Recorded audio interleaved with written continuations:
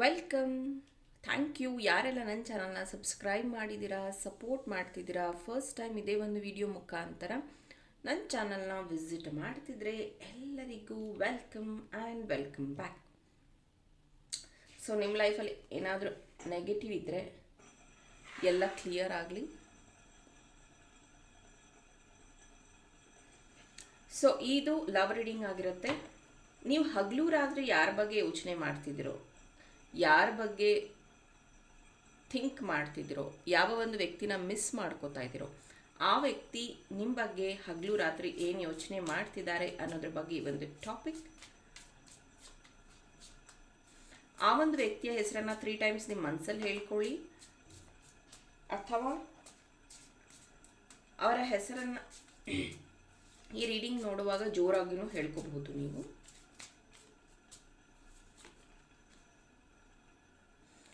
Daughter of Swords, 10 of Swords, 2 of Wands,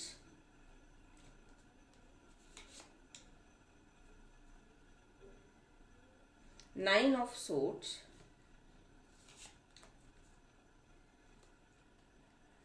Father of Swords,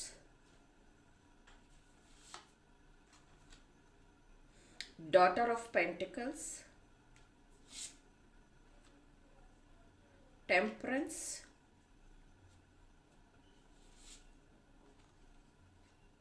Mother of Pentacles,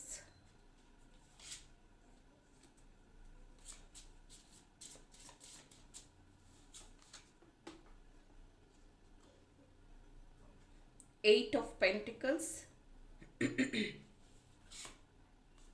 wow, Ace of Wands, bottom of the deck, the hanged man. Yes, ಈ ಒಂದು ವ್ಯಕ್ತಿ ನಿಮ್ಮ ಬಗ್ಗೆ ಹಗಲು ರಾತ್ರಿ ಯೋಚನೆ ಮಾಡ್ತಾ ಇದ್ದಾರಾ ಅನ್ನುವಂಥ ಕ್ವಶನ್ಗೆ ಆನ್ಸರ್ ಇಸ್ 100% ಎಸ್. ಈ ಐಸ್ ನೋಡಿ ಎಷ್ಟು ರೆಡ್ ಆಗಿದೆ, ನಿಮ್ಗೆ ಹತ್ರದಿಂದ ತೋರಿಸ್ತೀನಿ ನೋಡಿ. ಸೊ ಇದೇನು ಹೇಳುತ್ತೆ ಅಂದರೆ, ಈ ವ್ಯಕ್ತಿಗೆ ನಿಮ್ಮನ್ನ ಎಲ್ಲಿ ಕಳ್ಕೊಂಡು ಬಿಡ್ತೀನೋ, ನಿಮ್ಮನ್ನ ಎಲ್ಲಿ ನಾನು ದೂರ ಮಾಡ್ಕೊತೀನೋ ಅನ್ನುವಂಥ ಭಯ ಹಗಲು ರಾತ್ರಿ ಕಾಡ್ತಾ ಇದೆ. That is 100% sure. ಜೊತೆಗೆ ನಿಮ್ಮ ಮೇಲೆ ಅವರು ಕೆಲವೊಂದು ವಿಚಾರಗಳ ಮೇಲೆ ಪ್ರೆಷರೈಸ್ ಮಾಡಿದ್ದಾರೆ. ಅಂದರೆ ನೀನಿಲ್ಲ ಅಂದರೆ ನಾನು ಸತ್ತು ಹೋಗ್ಬಿಡ್ತೀನಿ, ನೀನಿಲ್ಲ ಅಂದರೆ ನಾನು ಇರೋದಿಲ್ಲ, ನೀನಿದ್ರೇ ನನ್ನ ಜೀವನ, ನಿನಗೋಸ್ಕರನೇ ನಾನು ಇರೋವಂಥದ್ದು. ಈ ಥರ ಈ ವ್ಯಕ್ತಿ ನಿಮ್ಮನ್ನು ಅವಾಗವಾಗ ಬ್ಲ್ಯಾಕ್ ಮೇಲ್ ಮಾಡುವಂಥದ್ದು. ಈ ಪ್ರೀತಿನ ಉಳಿಸ್ಕೊಳ್ಳೋದಕ್ಕೆ ಅವ್ರಿಗೆ ಏನು ಗೊತ್ತಿದೆಯೋ ಅದನ್ನು ಅವರು ನಿಮ್ಮ ಮೇಲೆ ಪ್ರಯೋಗ ಮಾಡ್ತಿರುವಂಥದ್ದು.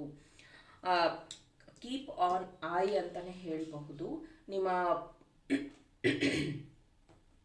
ಮೇ ಬಿ ನಿಮ್ಮ ಅಕೌಂಟ್ಸ್ ಪಾಸ್ವರ್ಡ್ ಕೇಳೋವಂಥದ್ದು, ಅಥವಾ ನೀವು ಆನ್ಲೈನ್ ಇದ್ದೀರಾ ಇಲ್ವಾ ಅಂತ ನೋಡೋವಂಥದ್ದು, ಅಥವಾ ನಿಮ್ಮ ಫೇಸ್ಬುಕ್ ಇನ್ಸ್ಟಾದಲ್ಲಿ ಯಾರ ಫ್ರೆಂಡ್ಸ್ ರಿಕ್ವೆಸ್ಟ್ ಇದೆ, ಅಥವಾ ನಿಮ್ಗೆ ಯಾರಾದರೂ ಫಾಲೋವರ್ ಬಂದ್ಬಿಟ್ರಾ, ನೀವು ಏನು ಮಾಡ್ತಾ ಇದ್ದೀರಾ, ಈ ಥರ ಒಂದು ಕೀಪ್ ಆನ್ ಐ ಅಂತಾರಲ್ಲ, ಆ ಥರ ವ್ಯಕ್ತಿ ನಿಮ್ಮನ್ನು ಅಬ್ಸರ್ವ್ ಮಾಡ್ತಾ ಇರುವಂಥದ್ದು. ಯಾವಾಗ್ಲೂ ನಿಮ್ಮನ್ನು ಒಂದು ಕಣ್ಣಿಟ್ಟಿರೋದು ಆ ರೀತಿಯಾಗಿ. ಅವರು ಯಾವಾಗ್ಲೂ ಅಷ್ಟೇ ನಿಮ್ಮ ಬಗ್ಗೆ ಯೋಚನೆ ಮಾಡಿದಾಗೆಲ್ಲ ಅವರು ಯೋಚನೆ ಮಾಡುವಂಥದ್ದು, ನೀನು ಇಲ್ಲಿ ಇದ್ದಿದ್ರೆ ಚೆನ್ನಾಗಿರ್ತಿತ್ತು, ನೀನು ಇದನ್ನು ನೋಡಿದಿದ್ರೆ ಚೆನ್ನಾಗಿರ್ತಿತ್ತು. ಅಂದರೆ ಅವರು ಎಲ್ಲೋ ಒಂದು ಪ್ಲೇಸ್ಗೆ ವಿಸಿಟ್ ಮಾಡಿರ್ತಾರೆ, ಅದೊಂದು ದೇವಸ್ಥಾನಕ್ಕೆ ಹೋಗಿರ್ತಾರೆ, ಅವಾಗೆಲ್ಲ ಅವರು ಹೇಳ್ತಾ ಇರ್ತಾರೆ.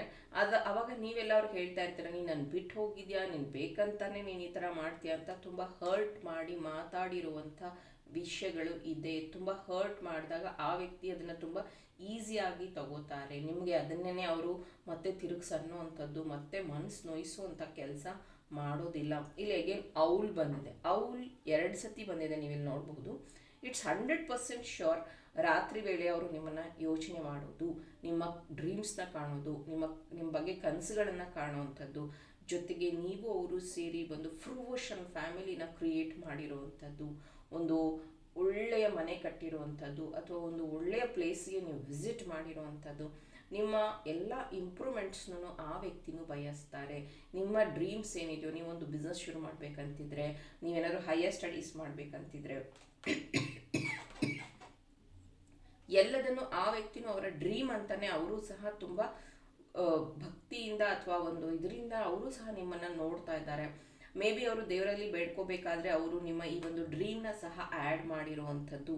ಇಲ್ಲಿ ಡಾಟರ್ ಆಫ್ ದ ಪೆಂಟಿಕಲ್ಸ್ ಏನು ಹೇಳ್ತಿದೆ ಅಂದರೆ, ಇಬ್ಬರೂ ಅಷ್ಟೇ ಚಿಕ್ಕ ಚಿಕ್ಕ ಸೇವಿಂಗ್ಸ್ ಮಾಡ್ತಿದ್ದೀರಾ. ನೀವು ಅಂದ್ಕೊಂಡಿರ್ಬೋದು ಅಷ್ಟೊಂದು ದುಡ್ಡಿಲ್ಲ, ಅಷ್ಟು ದೊಡ್ಡ ಮನೆ ಕಟ್ಟೋಕ್ಕಾಗತ್ತಾ, ನಾವು ಹೇಗೆ ಮದುವೆ ಮಾಡ್ಕೊಳಕ್ಕಾಗತ್ತೆ ಅಂತ. ಬಟ್ ಈಗ ಚಿಕ್ಕ ಚಿಕ್ಕದಾಗಿ ಇಲ್ಲಿ ಮದರ್ ಆಫ್ ಪೆಂಟಿಕಲ್ಸು ಬಂದಿದೆ, ಇಲ್ಲಿ ಡಾಟರ್ ಆಫ್ ದ ಪೆಂಟಿಕಲ್ಸು ಬಂದಿದೆ. ಇಲ್ಲಿ ಅದು ನೋಡ್ಬೋದು ನೀವು, ಒಂದು ಜಿಂಕೆ ಜೊತೆಗೆ ಅದರ ಮರಿನೂ ಇದೆ, ಇಲ್ಲಿ ಬರೀ ಜಿಂಕೆ ಇದೆ, ಮರಿ ಜಿಂಕೆ ಇದೆ. ಸೊ ಇದೇನು ಅಂತಂದರೆ, ನಿಮ್ಮ ಒಂದು ರಿಲೇಷನ್ಶಿಪ್ ಏನಿದೆ maybe six years 7 years, ಕೆಲವ್ರದ್ದು 16 ಇಯರ್ಸ್, 12 ಇಯರ್ಸ್, 8 ಇಯರ್ಸ್, 14 ಇಯರ್ಸ್.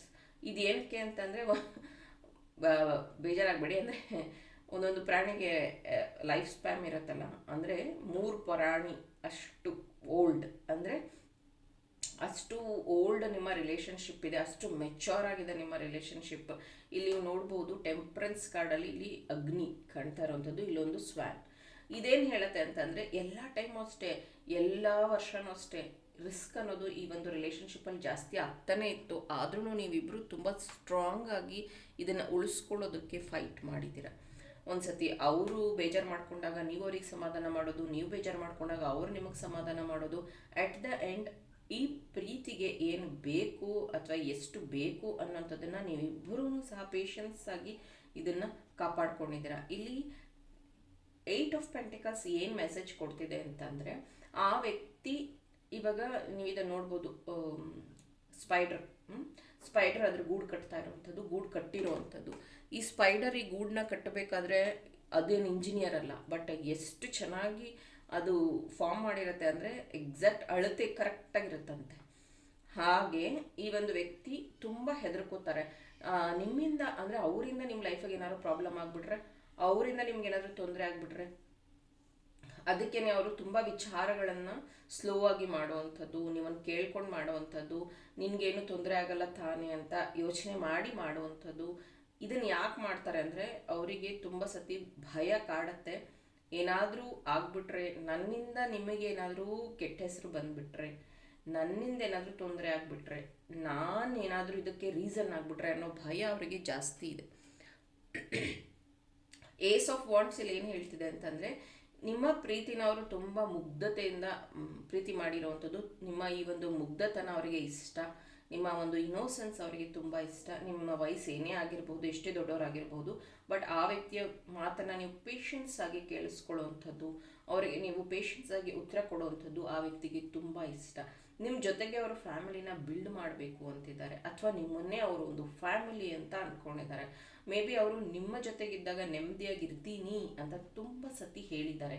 ಅದೇ ನೀವಿಲ್ಲ, ನೀವು ದೂರ ಇದ್ದೀರಾ, ನಿಮ್ಮನ್ನು ನೋಡೋಕ್ಕಾಗಿಲ್ಲ ಅಂದಾಗೆಲ್ಲ ಅವ್ರಿಗೆ ಅನ್ನಿಸ್ತಾ ಇರುತ್ತೆ, ತುಂಬ ಯೋಚನೆಗಳು ಕಾಡ್ತಾ ಇರುತ್ತೆ.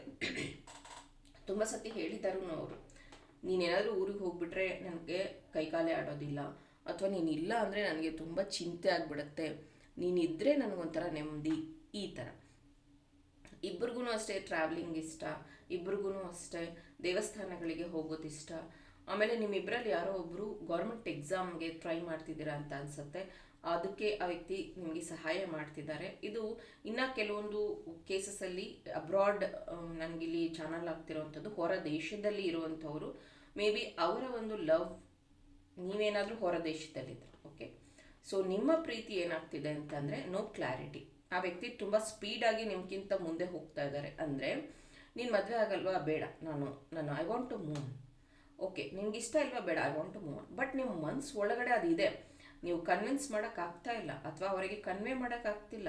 ನಾನು ವೆಯ್ಟ್ ಮಾಡೋಕ್ಕೆ ರೆಡಿ ಇದ್ದೀನಿ, ನನಗೆ ನೀನೇ ಬೇಕು ಅನ್ನೋವಂಥ ಕನ್ವಿನ್ಸಿಂಗ್ ನಿಮ್ಮಲ್ಲಿಲ್ಲ. ಬಟ್ ಆ ವ್ಯಕ್ತಿ ತುಂಬ ಫಾಸ್ಟಾಗಿ ಮೂವ್ ಆಗ್ತಾ ಇದ್ದಾರೆ. ಆ ಥರ ಏನಾದರೂ ಇದ್ದರೆ ನೀವು ಬೇಗ ಆ್ಯಕ್ಷನ್ ತಗೊಳ್ಳುವಂಥದ್ದು ವೆರಿ ಇಂಪಾರ್ಟೆಂಟ್ ಇದೆ. ಮೇ ಬಿ ಇಲ್ಲಿ ಇಬ್ಬರು ಸ್ಟೂಡೆಂಟ್ಸ್ ಇರುವಂಥದ್ದು ಇದೆ. ಕೆಲವೊಂದು ಕೇಸಲ್ಲಿ ನೀವು ಸ್ಟೂಡೆಂಟ್ಸ್ ಆಗಿದ್ದರೆ ನಿಮ್ಮಿಬ್ಬರ ಒಂದು ಟಾರ್ಗೆಟ್ ಏನಿದೆ ಅಂದರೆ ಜಾಬ್ ತೊಗೊಳ್ಳೋದು, ಗೌರ್ಮೆಂಟ್ ಜಾಬ್ ತೊಗೊಳ್ಳುವಂಥದ್ದು, ಅಥವಾ ಹೈಯರ್ ಸ್ಟಡೀಸ್ ಮಾಡೋವಂಥದ್ರಲ್ಲಿ ಇಬ್ಬರೂ ಅಷ್ಟೇ ಸಮಾನವಾಗಿ ಹೆಲ್ಪ್ನ ಮಾಡ್ತಿದ್ದೀರಾ. ಆಮೇಲೆ ಇನ್ನೊಬ್ರಿಗೋಸ್ಕರ ನೀವು ಪೇಷನ್ಸ್ ಆಗಿ ವೆಯ್ಟ್ ಮಾಡ್ತಿದ್ದೀರಾ ಅಂತಲೇ ಹೇಳ್ಬೋದು. ಇಲ್ಲಿ ಥರ್ಡ್ ಪಾರ್ಟಿ ಸಿಚುವೇಶನ್ ಸಹ ಇದೆ. ಇದು ಎಲ್ಲರಿಗೆಲ್ಲ, ಕೆಲವೊಬ್ಬರಿಗೆ ಮಾತ್ರ. ಥರ್ಡ್ ಪಾರ್ಟಿಯಿಂದ ನಿಮ್ಮನ್ನು ಅವರು ಪ್ರೊಟೆಕ್ಟ್ ಮಾಡ್ತಾ ಇದ್ದಾರೆ, ಅವರಿಂದ ನಿಮಗೇನು ತೊಂದರೆ ಆಗಬಾರ್ದು. ಅವರೇನಾದರೂ ನಿಮಗೆ ಹರ್ಟ್ ಮಾಡಿಬಿಟ್ರೆ, ಅವ್ರ ಬಗ್ಗೆ ನಿಮ್ಗೇನಾದರೂ ಗೊತ್ತಾದರೆ ನಿಮ್ಮ ಜೀವನಕ್ಕೆ ತೊಂದರೆ ಆಗಬಾರ್ದು ಅಂತಲೇ ಈ ಒಂದು ವ್ಯಕ್ತಿ ನಿಮ್ಮನ್ನು ತುಂಬ ಪ್ರೊಟೆಕ್ಟೆಡ್ ಆಗಿ ಇಡ್ತಾ ಇದ್ದಾರೆ ಅಂತಲೂ ಕಾಣಿಸ್ತಾ ಇದೆ. ಈ ವ್ಯಕ್ತಿಗೆ ಫೇಲ್ಯೂರ್ಸ್ ಆಗಿದೆ. May be past love story ಇರಬಹುದು, ಅಥವಾ ಮದುವೆ ಆಗಿರೋ ವ್ಯಕ್ತಿನೇ ಅವ್ರನ್ನ ಹರ್ಟ್ ಮಾಡಿರೋವಂಥದ್ದಾಗಿರಬಹುದು. ಅದನ್ನು ಅವ್ರು ನಿಮ್ಮ ಹತ್ರ ತುಂಬ ಡೀಪಾಗಿ ಹೇಳ್ಕೊಂಡಿದ್ದಾರೆ, ತುಂಬ ಅಂದರೆ ಕಣ್ಣೀರು ಹಾಕ್ಕೊಂಡು ನಿಮ್ಮ ಹತ್ರ ಹೇಳಿದ್ದಾರೆ. ಈಗ ಅವ್ರು ಹೇಳ್ತಾರೆ, ನನಗೆ ಅದ್ರ ಬಗ್ಗೆ ಯೋಚನೆ ಇಲ್ಲ, ನಾನು ಎಲ್ಲದನ್ನೂ ನಿನ್ನ ಹತ್ರ ಹೇಳಿದ್ದೀನಿ, ನಾನು ನಿನ್ನ ಹತ್ರ ಸರೆಂಡರ್ ಆಗಿದ್ದೀನಿ, ನಿನಗೆ ಏನು ವಿಷಯ ಗೊತ್ತಿಲ್ಲ ಅನ್ನೋಂಥದ್ದು ಏನೂ ಇಲ್ಲ, ನಾನು ಎಲ್ಲದನ್ನು ನಿನಗೆ ಹೇಳಿದ್ದೀನಿ, ಆದರೆ ನೀನು ನನ್ನ ಬಿಲೀವ್ ಮಾಡಬೇಕಷ್ಟೇ. ನನ್ನ ಜೀವನದಲ್ಲಿ ನಿನ್ನನ್ನು ನಾನು ತುಂಬ ಪ್ರಿಯಾರಿಟೈಸ್ ಮಾಡಿದ್ದೀನಿ, ತುಂಬ ಪ್ರೀತಿ ಮಾಡ್ತೀನಿ. ಹೌದು, ನೀನು ಅಷ್ಟೇ ನನಗಷ್ಟೇ ಪ್ರಿಯಾರಿಟಿ ಕೊಡು, ಆದರೆ ನನ್ನ ನಂಬು, ಕೊನೆವರೆಗೂ ನಾನು ನಿನ್ನ ಜೊತೆಗೆ ಇರ್ತೀನಿ ಅನ್ನುವಂಥ ಮೆಸೇಜ್ ಇದೆ. ಈ ಮೆಸೇಜ್ ಇಷ್ಟ ಆದರೆ ಲೈಕ್ ಮಾಡಿ, ನನ್ನ ಚಾನಲ್ನ ಸಬ್ಸ್ಕ್ರೈಬ್ ಮಾಡಿ. Thank you.